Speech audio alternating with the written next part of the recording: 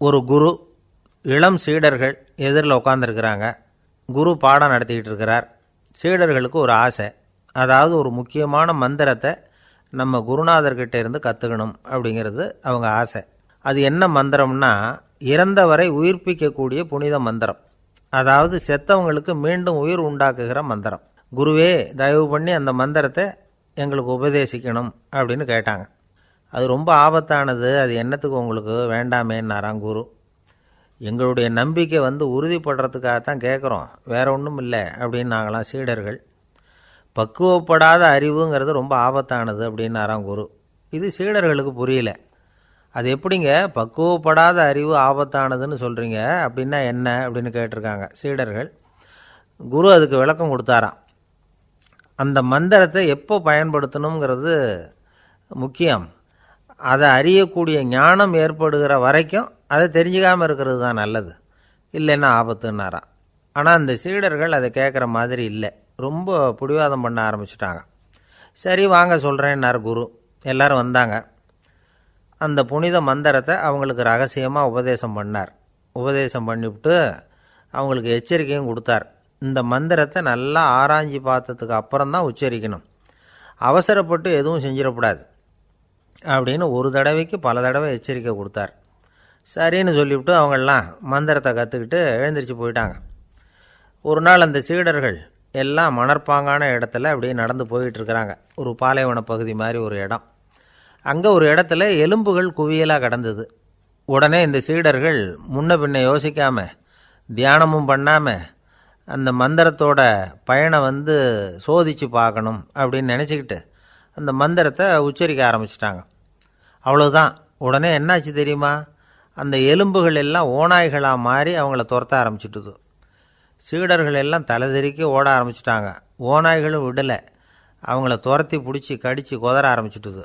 அப்போ தான் அந்த சீடர்களுக்கு குரு சொன்ன அறிவுரையோட அர்த்தம் புரிஞ்சுது. பக்குவப்படாத அறிவு ஆபத்தானது அப்படிங்கிறது. அதனால் இதிலேருந்து நாம் தெரிஞ்சுக்க வேண்டியது என்னென்னா, நாம் நம்ம அறிவை வளர்த்துக்கிட்டால் மட்டும் போதாது, அந்த அறிவை எப்போ எப்படி பயன்படுத்தணும் அப்படிங்கிற பக்குவமும் நமக்கு வரணும். அப்போ தான் வாழ்க்கை நல்லபடியாக அமையும், இல்லைன்னா இடைஞ்சல் தான். இந்த காலத்தில் சில சின்ன பிள்ளைங்களுக்கே அறிவு ரொம்ப பக்குவப்பட்டிருக்குங்கிறத உணர முடியுது. ஒரு சின்ன பையன் பள்ளிக்கூடத்தில் மார்க் லிஸ்ட்டு கொடுத்தாங்க, வாங்கிக்கிட்டு அவசரமாக வீட்டுக்கு ஓடினான். எதிரில் வந்த ஒருத்தர் கேட்டார், என்ன அவசரம், ஏன் இப்படி வேகமாக ஓடுறேன்னார். எங்கள் அம்மாக்கிட்ட அடி வாங்கணும், அதுக்காக தான் ஓடுறேன்னா. அடி வாங்கிறதுக்காக இவ்வளவு அவசரம்னார் அவர். அப்படி இல்லைங்க, நான் போகிறதுக்குள்ளே எங்கள் அப்பா வீட்டுக்கு வந்துட்டாருன்னா அவர்கிட்ட அடி வாங்க வேண்டியிருக்கும், அதை அவாய்ட் பண்ணுறதுக்காக இப்படி ஓடுறேன் அப்படின்னு நானான் அந்த பையன். என்னுடைய நண்பர் ஒருத்தர், அவருக்கு ஜாதகத்தில் நம்பிக்கை உண்டு, அவரே ஜோசியமெல்லாம் பார்ப்பார். என்ன சார் இந்த காலத்தில் இதையெல்லாம் நம்பிக்கிட்டு இருக்கீங்களேன்னு கேட்டால், உங்களுக்கு ஒன்றும் தெரியாது சார், இந்த உலகத்தில் ஒவ்வொருத்தரும் அவங்கவுங்க செய்கிற நல்லது கெட்டதுக்கு தகுந்த பலனை அனுபவிச்சே தேரணும்பார். அது மட்டும் இல்லை, ஒருத்தன் செத்துட்டா கூட அவன் செஞ்ச பாவ புண்ணியங்கள் கூடவே போயிட்டுருக்கோம்பார். அது எப்படி கூட போவோம் அப்படின்னு குதர்க்கமாக கேட்டால், அதுக்கு அவர் ஒரு கதை சொன்னார். அது ரொம்ப சுவாரஸ்யமாக இருந்தது. ஒரு ஊரில் ஒருத்தர் இருந்தாராம். அவர் ஜோசியம் பார்க்குறதுல ரொம்ப கெட்டிக்காரரு. ஒருத்தருடைய தலைமுடியை மட்டும் அவர்கிட்ட காட்டினா போதும், அதை மட்டும் பார்த்துட்டு அவருடைய ஜாதகத்தையே சொல்லிவிடுவாராம். அப்பேற்பட்ட திறமை. அந்த ஆள் ஒரு சமயம் கன்னியாகுமரி கடற்கரைக்கு போயிருந்திருக்கிறார். அங்கே கரை ஓரமாக ஒரு மண்டை ஓடு கிடந்திருக்கு, அதை எடுத்து பார்த்துருக்கிறார். அந்த மண்டை ஓட்டை வச்சுக்கிட்டே அதோட ஜாதகத்தை அலசியிருக்கிறார். இந்த மண்டை ஓட்டுக்கு உரிய ஆசாமி வாழ்க்கையில் ரொம்ப கஷ்டப்பட்டுருக்கிறான், நிறைய கஷ்டத்தை அனுபவிச்சிருக்கிறான், அது தாங்க முடியாமல் தான் கடலில் விழுந்து தற்கொலை பண்ணிகிட்டு இருக்கான் அப்படிங்கிறத அவர் கணிச்சுட்டார். இருந்தாலும் இந்த மண்டை ஓடு இன்னமும் அனுபவிக்க வேண்டியது பாக்கி இருக்குது அப்படிங்கிறதையும் அவர் உணர்றார். அது சரி, ஒருத்தன் உயிரோடு இருக்கிற வரைக்கும் தானே நல்லது கெட்டதை அனுபவிக்க முடியும், செத்ததுக்கு அப்புறமும் பாக்கி இருக்குன்னா அதை எப்படி அனுபவிக்கிறது? இந்த மண்டை ஓட்டுக்கு இன்னும் கொஞ்சம் பாக்கி இருக்குது அப்படிங்கிறது அவருக்கு புரிஞ்சதே தவிர அதோட அர்த்தம் என்னங்கிறது அவருக்கு சரியாக விளங்கலை. சரி, இதை இன்னும் கொஞ்சம் விவரமாக ஆராய்ச்சி பண்ணி பார்ப்போம் அப்படின்னு நினச்சிக்கிட்டு அதை தன்னுடைய வீட்டுக்கு எடுத்துகிட்டு போயிட்டார். அந்த மண்டை ஓட்டை ஒரு பொட்டியில் வச்சு பூட்டினார். தன்னுடைய தனி அறையில் அதை பத்திரமா வச்சுக்கிட்டார். தினமும் ராத்திரி ஆனதும் தன்னுடைய மனைவியை பார்த்து, நீ போய் பூஜை அறையில் தனியாக படுத்துக்கோ அப்படின்னு சொல்லிவிட்டு இவர் தினம் ராத்திரி 12 மணிக்கு பொட்டியை திறந்து அதை பார்ப்பார். மண்டை ஓடு அப்படியே இருந்ததே தவிர இன்னும் கொஞ்சம் பாக்கி இருக்குங்கிறதுக்கு அர்த்தம் அவருக்கு விளங்கலை. அந்த மண்டை ஓட்டுக்கு இன்னும் என்ன பாக்கி இருக்க போகுது. இப்படியே ஒரு 10 நாள் போச்சு. அந்த வீட்டம்மாவுக்கு சந்தேகம் வந்துட்டுது. நம்ம வீட்டுக்காரர் நம்மளை தனியாக ஏன் தூங்க சொல்கிறார் அப்படிங்கிற சந்தேகம். உடனே பக்கத்து வீட்டு அம்மாக்கிட்ட விஷயத்தை சொல்லியிருக்கிறாங்க. அந்த அம்மா உடனே நீ கவலைப்படாத, நான் கண்டுபிடிச்சி சொல்கிறேன்னு சொல்லிவிட்டாங்களாம். அன்றைக்கி ராத்திரியே ஜன்னல் வழியாக எட்டி பார்த்துருக்குறாங்க. இந்த ஆள் மண்டை ஓட்டை கையில் வச்சுக்கிட்டு அதை திருப்பி திருப்பி அப்படியும் இப்படியும் பார்த்துக்கிட்டு இருந்தது தெரிஞ்சுட்டுது. மறுநாள் காலையில் அவரோட மனைவியை பார்த்தாங்க. ஏம்மா, உன் வீட்டுக்காரருக்கு நீ முதல் மனைவியா 2வது மனைவியா அப்படின்னு கேட்டாங்க. எனக்கு தெரிஞ்ச வரைக்கும் நான் ஒருத்தி தான் அவருடைய மனைவின்னாங்க. அப்படி இல்லை, நீ அவருக்கு 2வது மனைவி. முதல் மனைவியின் மண்டை ஓடு தான் அவர் கையில் இருக்குப்போ, அதை தான் அவர் தினமும் ராத்திரியில் எடுத்து பார்த்துக்கிட்டு இருக்கிறாரு அப்படின்னு விட்டாங்க அந்த அடுத்த வீட்டம்மா. அப்படியா விஷயம்னு சொல்லிவிட்டு கணவன் வீட்டில் இல்லாத நேரமாக பார்த்து அந்த மண்டை ஓட்டை எடுத்து கொண்டாந்து ஒரு உரலில் போட்டு உலக்கையால் குத்தி நொறுக்க ஆரம்பிச்சுட்டுது அந்த அம்மா. வெளியே போயிருந்த அந்த ஆள் அப்போ தான் உள்ளே நுழைஞ்சார். மண்டை ஓடு உலக்கைக்கிட்ட குத்து வாங்கிட்டு இருக்கு. அது அனுபவிக்க வேண்டியது இன்னும் கொஞ்சம் பாக்கி இருக்குது அப்படிங்கிறதுக்கான அர்த்தம் எனக்கு இப்போ தான் புரிஞ்சுதுன்னாராம் அவர்.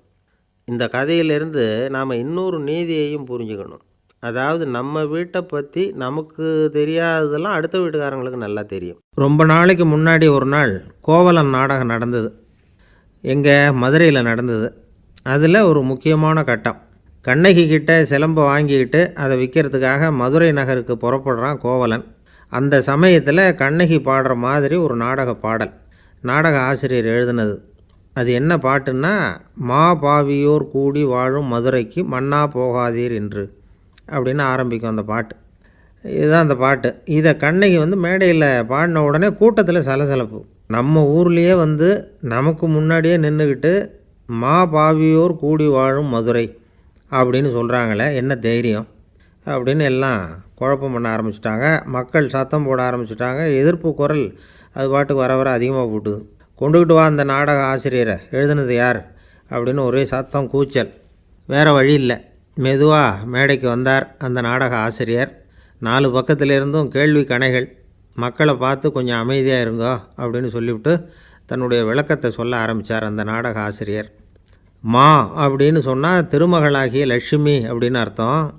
பா அப்படின்னா கலைமகளாகிய சரஸ்வதி. வி அப்படின்னா மலைமகளாகிய பார்வதி.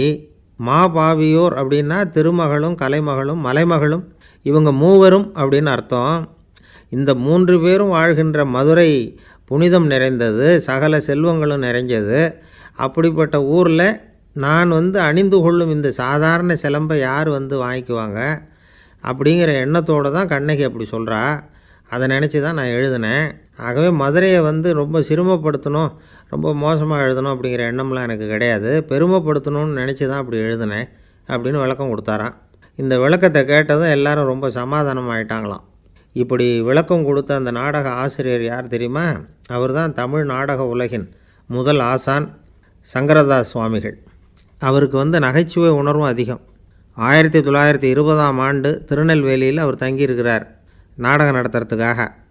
அவர் தங்கியிருந்த வீட்டில் கொசு மூட்டைப்பூச்சி அதிகமாக இருந்திருக்கு. அவரால் தூங்கவே முடியல. அவர் அனுபவித்த தொல்லைகள் ஒரு பாட்டாக உருவாச்சு. வேடிக்கையாக ஒரு பாட்டு எழுதினாராம். மூட்டையும் கொசுவும் ஒரு வீட்டிலே மீட்டிங் போட்டால் முன்னே நிற்க யாரால் முடியும்? கொசு மோகன ராகம் போல சத்தம் போட்டு முன்னே நின்று செய்திடும் யுத்தம். இதை மறுநாள் நாடகத்தில் கோமாளி வேஷம் போட்ட ஒரு சிறுவனை விட்டு பாட வச்சுருக்கார். எல்லாரும் சிரித்து ரசித்தாங்களாம்.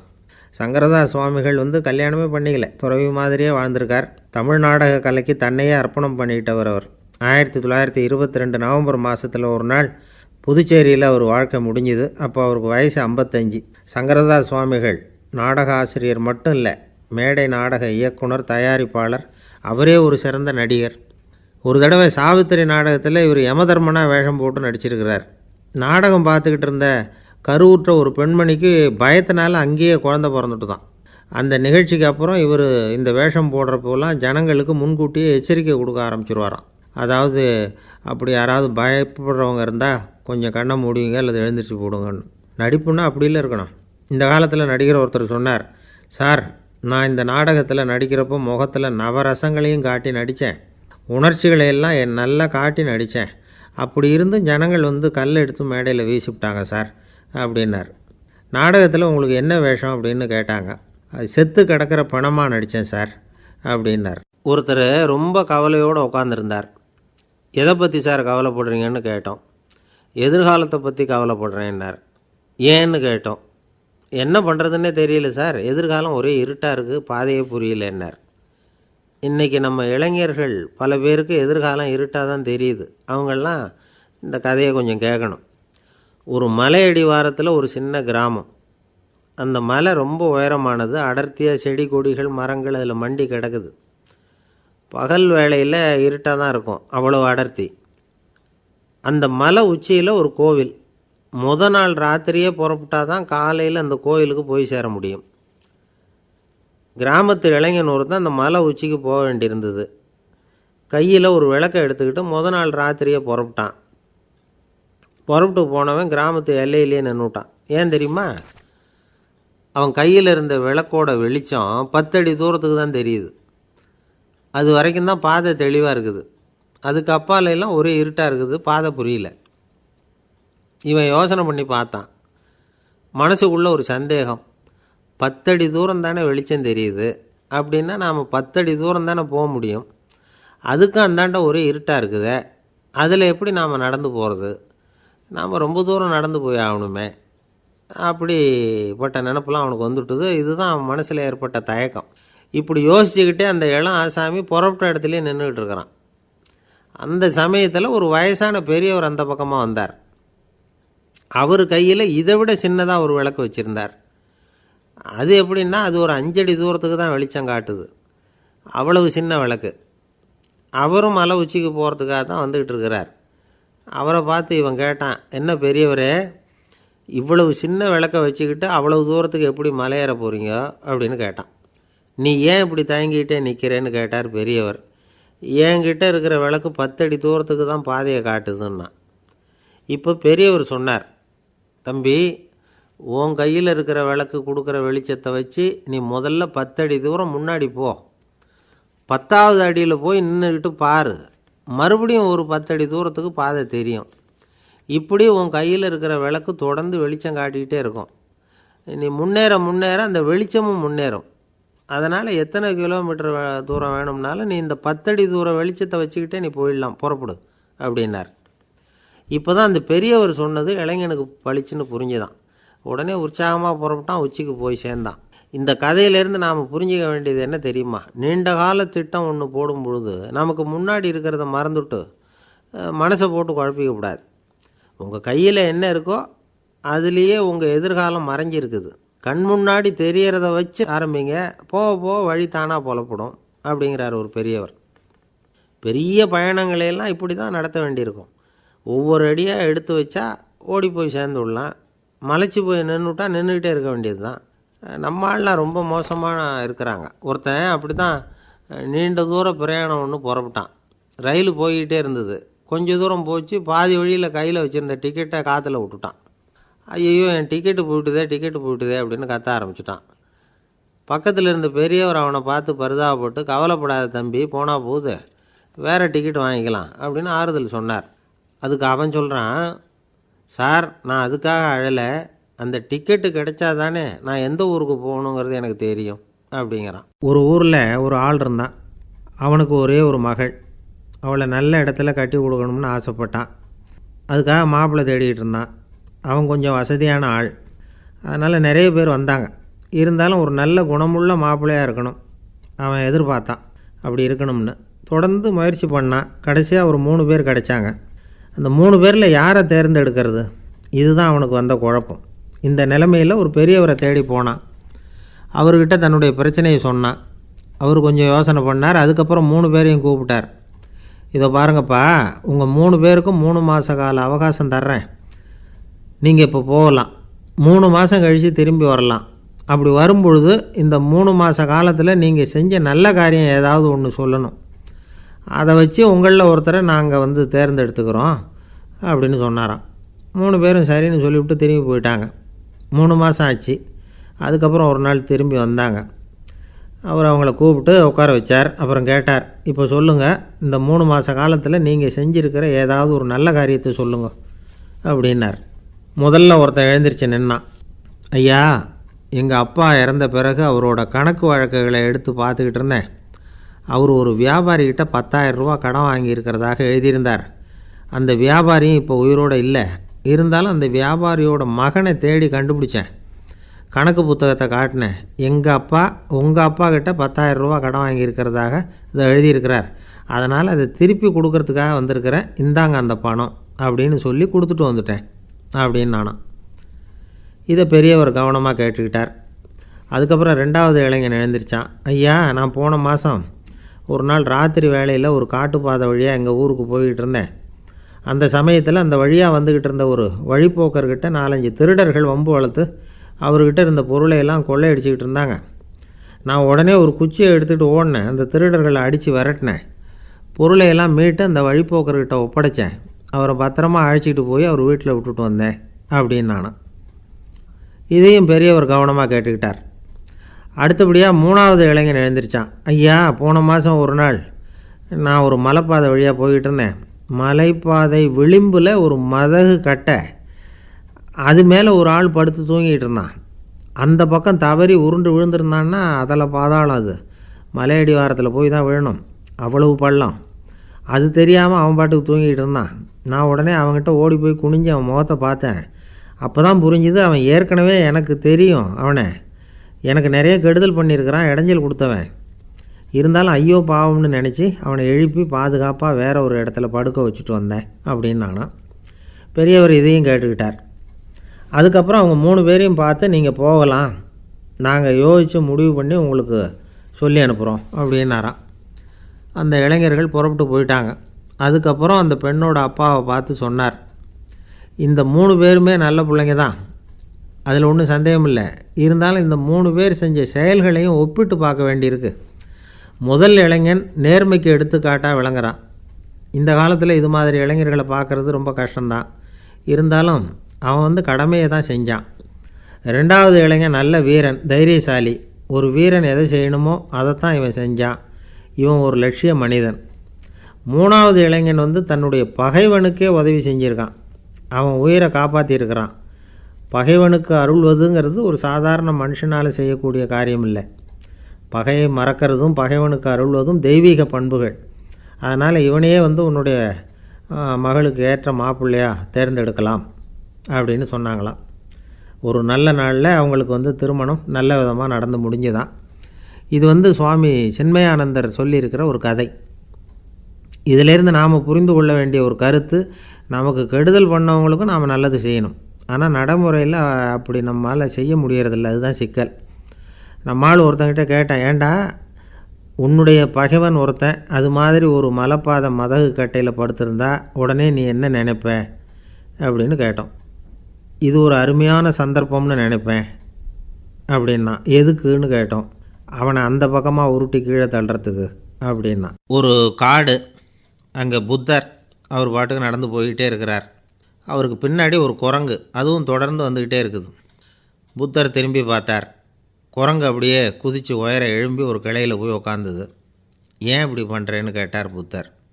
என்னை சாதாரணமாக நினைக்க வேணாம், நான் மகாமந்தி, என்னால் எல்லாம் முடியும், முடியாதுங்கிற வார்த்தையே என்னுடைய அகராதியில் கிடையாது, என்ன வேணும்னாலும் செய்வேன் அப்படின்னுது. அப்படின்னா ஒரு பந்தயம் வச்சுக்கலாமான்னார் இவர்.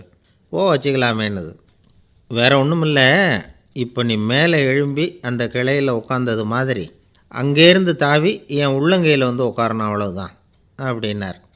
அப்படி உட்காந்துட்டா என்ன பரிசு அப்படின்னு கேட்டது. அது சொர்க்கத்தில் இருக்கிற மாமன்னன் மரகத சக்கரவர்த்தியை என்னோட இருக்கும்படியாக கூப்பிட்டுக்கிறேன். அந்த சமயத்தில் அவருடைய அரியணை அங்கே காலியாகிடும், நீ அதில் போய் உட்காந்துக்கலாம். பந்தயத்தில் தோத்துட்டா ஒரு கல்ப காலம் இந்த பூமியில் வாழ வேண்டியிருக்கும், அதுக்கு பிறகு தான் என்கிட்ட வர முடியும், என்ன சொல்கிற அப்படின்னார். குரங்குக்கு தாவறது ஒரு பெரிய காரியமா? இது எனக்கு ரொம்ப சாதாரண விஷயம், என்ன இப்போவே தாவட்டுமா அப்படின்னுது. சரின்னு சொல்லி உள்ளங்கையை நீட்டினார். அவருடைய கை தாமரை இலை அளவுக்கு அப்படியே விரிஞ்சுது. குரங்கு சௌகரியமாக உட்கார்றதுக்காக. குரங்கு தாவறதுக்கு தயாராச்சு. அதுக்கு முன்னாடி ஒரு சின்ன யோசனை. அதுக்கு இந்த கிளையிலேருந்து அந்த கைக்கு தாவறது எனக்கு ரொம்ப அற்பமான ஒரு வேலை. இது ரொம்ப சாதாரணம். என்னுடைய கௌரவத்துக்கு இது சரியாக இருக்காது. அதனால் நான் என்ன பண்ண போகிறேன்னா, இங்கேருந்து கிளையிலேருந்து அப்படியே உயரம் எழும்ப போகிறேன். எழும்பி மேல் உலகம் போய் அங்கே ஒரு சுற்றிவிட்டு அதுக்கப்புறம் அங்கேருந்து நேராக வந்து இந்த கையில் உட்கார போகிறேன் அப்படின்னு நினச்சிது. என்ன யோசிக்கிற அப்படின்னார் புத்தர். ஒன்றும் இல்லை, இந்த பாயிரம் பார் அப்படின்னு சொல்லி தாவி உயர போயிட்டுது. கொஞ்ச நேரத்தில் வான உலகத்துக்கே போய் சேர்ந்துட்டுது. அங்கே போய் பார்த்தா அங்கே ஒரு 5 பளிங்கு தூண்கள் இளம் சிவப்பு நிறத்தில் நின்றுக்கிட்டு இருக்குது. குரங்கு நினச்சிக்கிட்டது, புத்தர்கிட்ட போய் இந்த பளிங்கு தூண்களை பார்த்தோம்னு சொன்னால் அப்படியே திகைச்சி போயிடுவார். இந்த தூணில் ஏதாவது அடையாளம் செஞ்சுட்டு போகணும் அப்படின்னு அந்த இடத்துல மிதந்துக்கிட்டே நினச்சிது. உடனே ஒரு தூணில் எழுதிச்சு. என்ன எழுதிச்சுன்னா, ஒரு மகா ஞானி இங்கே வந்துட்டு போகிறார் அப்படின்னு எழுதிச்சு. எழுதிவிட்டு அப்படியே கீழே தாவி வந்து புத்தரோட உள்ளங்கையில் உட்காந்துது. எப்படி பார்த்தீங்களா என்னுடைய வேலை? வான உலகத்துக்கே போய் அங்கே இருக்கிற 5 பளிங்கு தூண்களை பார்த்துட்டு அதில் நான் வந்த விவரத்தை எழுதி வச்சுட்டு அதுக்கப்புறம் இங்கே வந்திருக்கிறேன் அப்படின்னுது ரொம்ப பெருமையாக. அப்படியா அப்படின்னார் புத்தர். ஆமாம், சந்தேகமாக இருந்தால் வாங்க அழைச்சிட்டு போய் காட்டுறேன் அப்படின்னுது அந்த குரங்கு. அதுக்கு தேவையில்லை, அப்படியே கொஞ்சம் கீழே குனிஞ்சு பார் தெரியும் அப்படின்னார் புத்தர். அங்கே பார்த்தா புத்தரோட உள்ளங்கை தெரிஞ்சுது. நல்லா உத்து பார்த்துது. அவரோட ஒரு விரலில் அது எழுதிய வாசகம் தெரிஞ்சுது. குரங்கு யோசனை பண்ணிச்சு, அப்படின்னா வானத்தில் நான் பார்த்தது புத்தரோட விரல்களா அப்படின்னு யோசிச்சுது. இதை புரிஞ்சுக்கிட்ட உடனே அந்த குரங்கோட கர்வம் அழிஞ்சு போச்சான். நம்ம மனசு தான் இந்த குரங்கு.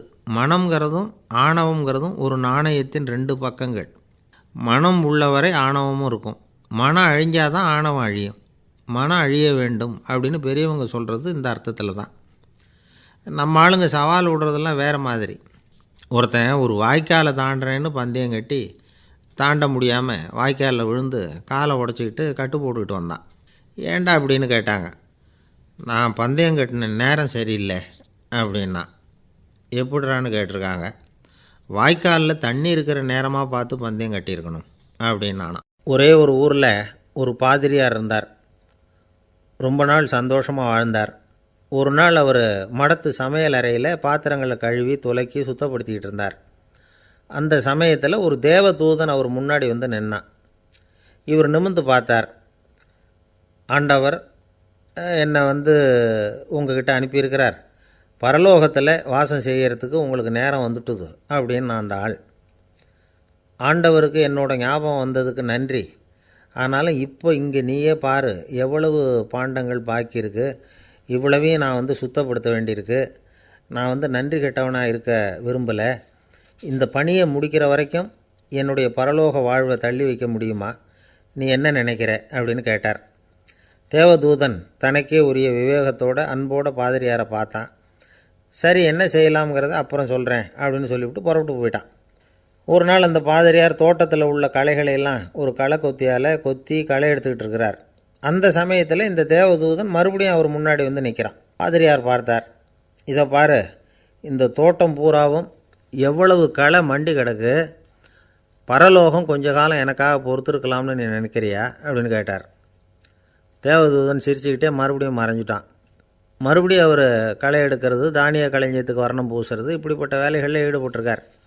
இன்னொரு நாள் ஒரு மருத்துவமனையில் நோயாளிகளை கவனிச்சிக்கிட்டு ரொம்ப தீவிரமாக இருக்கிறார் அந்த பாதிரியார். ஒரு நோயாளியோட தாகத்துக்கு தண்ணீர் கொடுத்துட்டு நிமிர்ந்து பார்க்குறப்போ தேவதூதன் மறுபடியும் அவர் முன்னாடி வந்து நிற்கிறான். இந்த தடவை பாதிரியார் தன்னலமற்றவராக பேரன்பை காட்டக்கூடிய வகையில் தன்னுடைய 2 கைகளையும் உயர்த்தியபடி தேவதூதனின் கவனத்தை பிணியால் வாடக்கூடிய நோயாளிகளின் பக்கம் திருப்பினாராம். தேவதூதன் ஒன்றும் சொல்லலை, மறைஞ்சிட்டான். அன்னைக்கு சாயந்தரம் பாதிரியார் மடத்தில் உள்ள தன்னுடைய அறைக்கு போய் இளைப்பாறினார். யோசித்து பார்த்தார். தேவதூதனையும் தேவதூதனின் விருப்பத்தையும் பல நாள் தள்ளி போட்டு வந்ததையும் அவர் ரொம்ப நினச்சி பார்த்தார். திடீர்னு தான் முதுமை அடைகிறதையும் சோர்வு அடைகிறதையும் உணர்ந்தார். ஆண்டவரை நினச்சார். ஆண்டவரே, உம்முடைய தூதனை மறுபடியும் என்கிட்ட அனுப்புனா நான் சந்திக்கிறதுக்கு ஆவலாக இருக்கேன் அப்படின்னு சொல்கிறப்பவே தேவதூதன் பக்கத்தில் வந்து நின்னான். பாதிரியார் நிமிர்ந்து பார்த்தார். நீ இப்போவே என்னை அழைச்சிக்கிட்டு போக விரும்பினா நான் பரலோகத்துக்கு வர்றதுக்கு தயாராக இருக்கேன்னார். தேவதூதன் அந்த பாதிரியாரை அன்போடவும் விவேகத்தோடவும் பார்த்து, நீங்கள் என் கூட பரலோகத்துக்கு வர்ற தயாராக இருக்கிறதா சொல்கிறீங்க, ஆனால் நீங்கள் இது வரைக்கும் வேறு எங்கே இருந்ததா நினைக்கிறீங்க அப்படின்னு நானும். அப்படின்னா இதுவரைக்கும் இருந்த இடம் தான் பரலோகம் அப்படிங்கிறத உணர்த்தியிருக்கிறான். பரலோகம்னா என்னென்னு புரிஞ்சுக்கிறதுக்கு இந்த சம்பவம் நமக்கு உதவியாக இருக்குது. தொண்டு செய்கிறத விட பெரிய செயல் வேறு எதுவும் இருக்க முடியாது. அது நம்ம மனசுக்கு கொடுக்குற சுகத்தை வேறு எதுவும் கொடுக்க முடியாது. நாம் தொண்டு செய்கிற இடம் தான் அந்த புண்ணிய இடம். ஆனால் இந்த காலத்துல எல்லாம் நாம் தொண்டு செய்யணும்னு நினச்சி ஏதாவது ஆரம்பித்தா கூட அதை ஒரு மாதிரியாக சுற்றி நின்று வேடிக்கை பார்க்க ஆரம்பிச்சிடுறாங்க. ஒரு பெரியவர் அப்படி தான் ஒரு தொண்டு செஞ்சுக்கிட்டு இருந்தார். ஒரு கோவில் கட்டிக்கிட்டு இருந்தாங்க. அதில் ஒரு இடத்துல ஒரு பலகையை வச்சு ஆணி அடிக்கிற வேலையை செஞ்சுக்கிட்டு இருந்தார் அந்த பெரியவர். ஒரு சின்ன பையன் அதை ரொம்ப ஊக்கமாக அக்கறையாக கவனிச்சிக்கிட்டு இருந்தான். பெரியவர் இதை கவனித்தார். என்னப்பா பார்க்குற, உனக்கும் இது மாதிரி தொண்டு செய்யணும்னு ஆசையாக இருக்கா அப்படின்னு கேட்டார். அதுக்கு அந்த பையன் சொல்கிறான், அப்படி இல்லைங்க, நீங்கள் ஆணி அடிக்கிறப்போ கையில் சுத்தியால் அடிச்சுக்கிட்டா எப்படி துடிப்பீங்க எப்படி கத்துவீங்கன்னு தெரிஞ்சுக்கிறதுக்காக அதை பார்க்கணும்னு ஆசை, அதுக்காக தான் காத்துக்கிட்டு இருக்கேன் அப்படின்னு நானா. ஒரு அம்மா, அவங்களுக்கு 35 வயசு இருக்கும். குடும்பத்தில் எந்த கஷ்டமும் இல்லை. இருந்தாலும் காரணம் இல்லாமல் பிள்ளைங்க பேரில் கோவப்படுறது, எரிஞ்சு விடுறது அவங்க வழக்கம். பிள்ளைங்க அழும். உடனே அவங்க மனசும் சங்கடப்படும். இன்னொரு அம்மா, நல்ல வேலையில் இருக்கிறவங்க, வாரத்துக்கு ஒரு தடவையாவது தலைவலி வந்துடும். இவங்களுக்கெல்லாம் உடம்புல எந்த கோளாறும் இல்லை, மனசு மட்டும் சரியாக இருக்காது. தூக்க மாத்திரை கையில் வச்சுருப்பாங்க. 30-35 வயசுடைய பெண்களுக்கு சர்வசாதாரணமாக காணப்படுகிற மனக்கோளாறு இது. இதுக்கு பேர் மனவாட்டம், டிப்ரெஷன், மனமடிவு அப்படின்னு சொல்லலாம். இந்த நோய்க்கு அறிகுறி என்ன தெரியுமா? மனசில் வருத்தமான உணர்வு இருக்கும். அடிக்கடி அழலாம் போல தோணும். முன்னால் எல்லாம் எந்தெந்த செயலில் ஆர்வம் இருந்ததோ அதெல்லாம் குறைஞ்சிரும், அல்லது சுத்தமாகவே ஆர்வம் இல்லாமல் போயிடும். சில பெண்கள் இளம் வயசில் பக்கத்தில் இருக்கிறவங்க கிட்ட கலகலப்பாக பேசுவாங்க, வீட்டை அலங்கரிக்கிறதுல ஆர்வம் இருக்கும். இப்போ அதிலெல்லாம் ஆர்வம் இல்லாமல் போயிடும். எந்த வேலை செஞ்சாலும் சீக்கிரம் களைப்பு அடைஞ்சுடுறது மாதிரி ஆகிடும். நமக்கு யாருமே உதவியாக இல்லை, நம்ம எல்லோரும் கை விட்டுட்டாங்க போல் இருக்குதே அப்படிங்கிற உணர்வுலாம் உண்டாகும். தன்னைத்தானே குறை சொல்லிக்குவாங்க. நாம் தப்பு பண்ணிவிட்டோம் போல் இருக்குதே அப்படின்னு தோணும். குற்றம் பண்ணிட்டதா நினச்சி கஷ்டப்படுவாங்க. பசி இருக்காது, தூக்கத்தில் தொந்தரவு இருக்கும். அடிக்கடி செத்து போடலாங்கிற உணர்வு வரும். தற்கொலை பண்ணிக்கலாங்கிற எண்ணம் உண்டாகும். சில பேர் தற்கொலை முயற்சியில் கூட ஈடுபடுவாங்க. சில பேருக்கு பலவிதமான உடல் வலிகள் இருக்கும், பலவீனம் இருக்கும், சீக்கிரமாக களைப்படைஞ்சு போடுவாங்க. இதெல்லாம் மனவாட்ட நோய்க்கான தன்மைகள். இந்த மனவாட்டம், அதாவது டிப்ரெஷனை 2 வகையாக பிரிக்கலாமா. ஒன்று தானாக உண்டாக்கிக்கிறது, இன்னொன்று எதிர் விளைவை உண்டு பண்ணுகிற அல்லது நரம்பு சம்பந்தப்பட்ட டிப்ரெஷன். தானாக உண்டாக்கிக்கிற மனவாட்ட நோய் இருக்குது பாருங்கள், அதுக்கு ஏதாவது சூழ்நிலை காரணமாக இருக்கலாம், அல்லது இல்லாமலும் போகலாம். மூளையில் டொப்பாமைன் அல்லது செரட்டோனின் இதோட அளவு குறையும் பொழுது இந்த டிப்ரெஷன் உண்டாகுது. இதுக்கு ஓரளவு பிறவி காரணங்கள் கூட இருக்கலாம். குடும்பத்தில் வேறு சிலருக்கும் வரலாம். பாதிக்கப்பட்ட பெண்ணை பார்க்குறதுக்கு பலவீனமாக தெரியும், கடுமையான குற்ற உணர்வு இருக்கும், தனியாக இருக்கிறதுக்கு ஆசைப்படுவாங்க, நடு ராத்திரியில் எழுந்திரிச்சு உட்காந்து கஷ்டப்பட்டுக்கிட்டு இருப்பாங்க, கொடூரமான முறையில் தற்கொலை பண்ணிக்க முயற்சி பண்ணுவாங்க, தீ வச்சுக்கிறது, அமிலத்தை குடிக்கிறது, தூக்கில் தூங்குறது. இப்படி தானாக வரவழைச்சிக்கிற மனவாட்ட நோய் மறையக்கூடிய நோய். ஒரு தடவை வந்தால் 3லேருந்து 6 மாதம் வரைக்கும் நீடிக்கும். இடைப்பட்ட காலங்களில் நோயாளி இயல்பாக இருப்பார். எதிர் விளைவை உண்டு பண்ணுகிற அல்லது நரம்பு சம்பந்தப்பட்ட மனவாட்ட நோய் எப்படின்னா, கணவன் மனைவி, மாமியார் மருமகள், இப்படிப்பட்ட உறவு முறை பிரச்சனைகள், தோல்விகள், எரிச்சல்கள், ஆஃபீஸு பிரச்சனை, இப்படிப்பட்ட சூழ்நிலையால் உண்டாகிறது. எல்லாத்துக்கும் மருந்து இருக்குது, மார்க்கம் இருக்குது, கவலைப்பட வேண்டியதில்லை, தைரியமாக இருக்கணும். உளவியல் மருத்துவம் இதுக்கு ரொம்ப உபயோகமாக இருக்கும். சில பெண்களை பாருங்கள், அவங்க எதுக்கும் அலட்டிக்கிறது இல்லை. ஒரு அம்மா அப்படி தான் தன்னுடைய கணவனை அழைச்சிக்கிட்டு ஒரு மனநோய் மருத்துவர்கிட்ட வந்தாங்க. டாக்டர், எங்கள் வீட்டுக்காரர் திடீர்னு ஒரு மாதிரி ஆயிட்டார், வித்தியாசமாக நடந்துக்கிறார். எப்படின்னா, இவர் தன்னையே ஒரு ஒட்டடை பூச்சியாக நினச்சிக்கிட்டு இருக்கிறார். அப்படி நினச்சிக்கிட்டு தன்னுடைய தலையாலேயே வீட்டில் உள்ள ஒட்டடையெல்லாம் தொடச்சிக்கிட்டு இருக்கிறார் அப்படின்னாங்க. எவ்வளவு நாளாக அப்படி இருக்குதுன்னு கேட்டார் டாக்டர். 1 வாரமாக அப்படி இருக்குது அப்படின்னாங்க அந்த அம்மா. அப்படின்னா முன்னாடியே ஏன் அழைச்சிட்டு வரல அப்படின்னு கேட்டார் டாக்டர். வீடு பூரா சுத்தமாகட்டுமேனு பார்த்துக்கிட்டு இருந்தேன் டாக்டர் அப்படின்னாங்களாம் அந்த அம்மா.